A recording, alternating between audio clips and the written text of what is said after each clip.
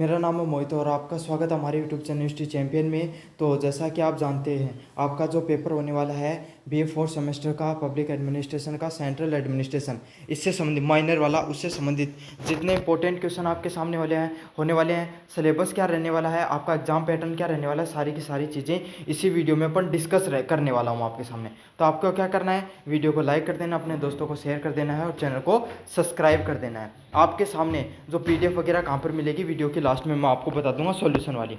तो आपको क्या करना है, बस वीडियो को पूरा का पूरा देखना है। सबसे पहले बात करें तो आपका पेपर होगा सेंट्रल एडमिनिस्ट्रेशन का। इसमें से जो आपका पेपर करने का जो एग्जाम पैटर्न क्या रहता है, आपके जो रेगुलर वाले विद्यार्थी होंगे उनके लिए पेपर देखने को मिलेगा 70+30 के पैटर्न में। मतलब 70 नंबर का आपका पेपर होगा और 30 नंबर का आपका इंटरनल एग्जाम होगा। 70 नंबर की बात करें, आपके सामने 70 में से आपको पास करने के लिए कितने अंक चाहिए, 28 अंक हैं वो कुल पास होने के लिए चाहिए।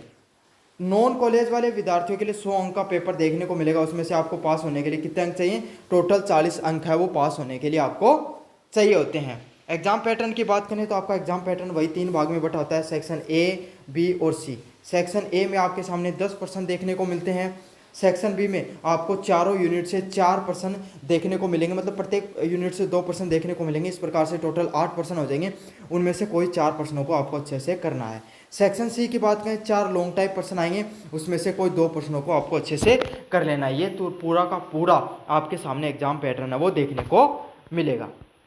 एग्जाम पैटर्न आपको अच्छे से समझ में आ गया। अब अपन देखेंगे आपके सामने जो आपका यूनिट वाइज क्या क्या सिलेबस रहने वाला है, क्योंकि आप माइनर सब्जेक्ट है, आपको सिलेबस पता होना बहुत ज़्यादा ज़रूरी है। एक बार देख लो अच्छे से।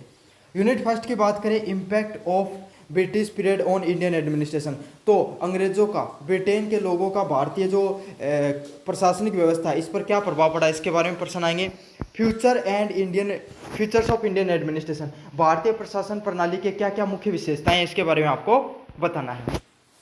Political executive at union level, और संघ के लेवल पे जो पॉलिटिकल, जो राजनीतिक आपके सामने प्रभाव देखने को मिलता है, इसके बारे में बताइए। प्रेसिडेंट, राष्ट्रपति, प्राइम मिनिस्टर, प्राइम मिनिस्टर कौन होता है, प्रधानमंत्री, और काउंसिल ऑफ मिनिस्टर, और मिनिस्टर होते हैं मंत्रिमंडल, के बारे में विस्तार से बताइए। यूनिट नंबर 3 की बात करें, the cabinet secretariat and the central secretariat. तो जो कैबिनेट सेक्रेटरीट होता है, कैबिनेट का जो सेक्रेटरी होता है, और जो सेंट्रल सेक्रेटरी होता है, उसके बीच में आप उनके बारे में बताना है। उनके क्या क्या ऑर्गेनाइजेशन के रूप में कार्य करते हैं, कैसे उनके फंक्शंस होते हैं। अगले वाले यूनिट नंबर 4 की बात करें, कॉन्स्टिट्यूशनल बॉडीज, संविधानीय जो आपके सामने बॉडीज होती हैं, जो संविधानीय जो आपके सामने संस्थाएं होती हैं, उसमें से कौन सी बतानी है आपको।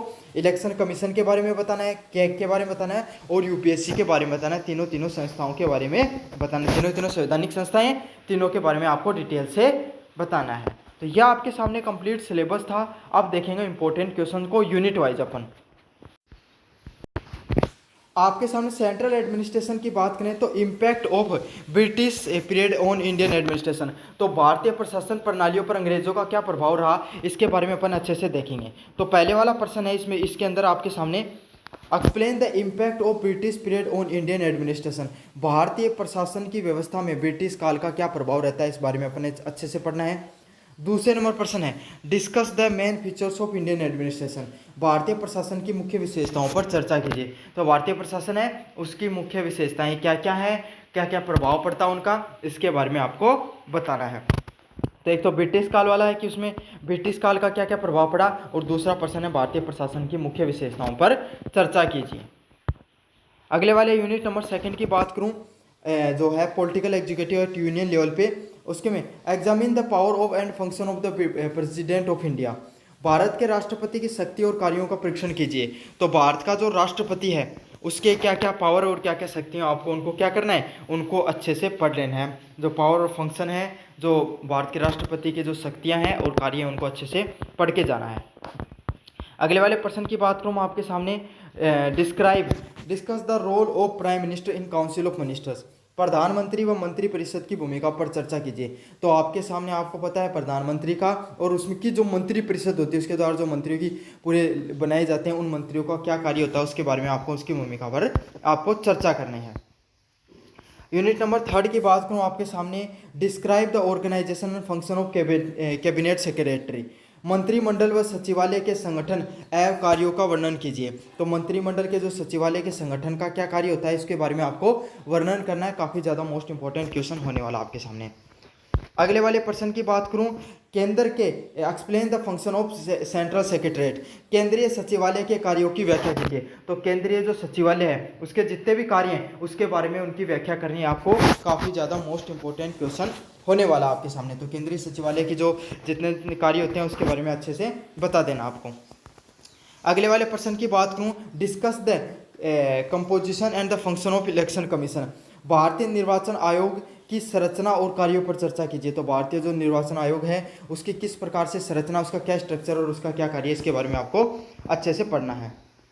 अगले वाला प्रश्न है, discuss the role and power of controller and auditor general of India, Bharat के नियंत्रण व महालेखा परीक्षक की भूमिका और शक्तियों की व्याख्या कीजिए। तो भारत में जो नियंत्रक और महालेखा परीक्षक की क्या शक्तियां रहती हैं, क्या भूमिका रहती है, इसके बारे में आपको बताना है। तो यह आपके सामने पूरा का पूरा सेंट्रल एडमिनिस्ट्रेशन से संबंधित जितने भी इंपॉर्टेंट क्वेश्चन है मैंने सारे आपको बता दिए। अच्छे से करके चले जाना। धन्यवाद।